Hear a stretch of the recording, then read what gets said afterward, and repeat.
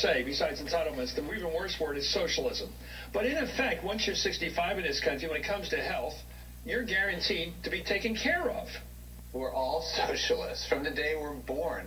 You know, you don't have to be poor or unemployed to be on welfare. We're all at the trough. We're all welfare queens. Your house and your health care and your child. Well, maybe not your child care, but my parking is subsidized. You know, you're very subsidized. And the whole country is built essentially on a series of assistance. Okay, explain that to the skeptic out there who says, what's this guy talking about? Well, whether you don't have to just get direct payments in the form of Social Security or Medicare, you get it in the form of tax benefits for your house or for child care or for commuting or for parking.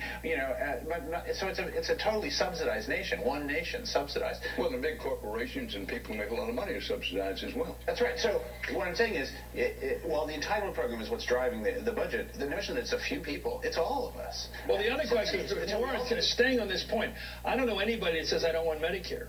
I don't care if you're a zillion. I don't know whether Warren Buffett takes it or not, but people get it because it's free. That's right. And people go in and ask for all kinds of tests and probings and whether they need them or not, because they know it's going to come for nothing. But in that sense, it's like we have the... So think about that point, man, because that point, you really can't argue against that point if you're familiar with the facts and familiar with the way the system in the United States of America works. So there's somebody that I follow on Twitter that actually puts this very nicely. He says, quote, "I'm a socialist because I like the military, police, fire department, library, post office, Medicare, highways, roads, polio vaccine, FBI, CIA, student loans, etc., etc."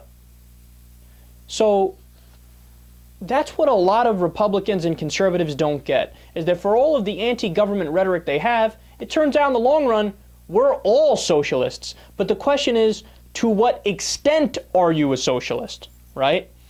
Everybody's got some level of socialism in them. That's an indisputable fact. And when you look at the numbers in the United States of America, and you compare it to other modernized industrial nations, the picture becomes clear that we actually have a relatively low level of socialism comparably. So if you take the jobs in the United States of America, the private sector employs 91% of Americans, and the government accounts for just 8% of all U.S. workers.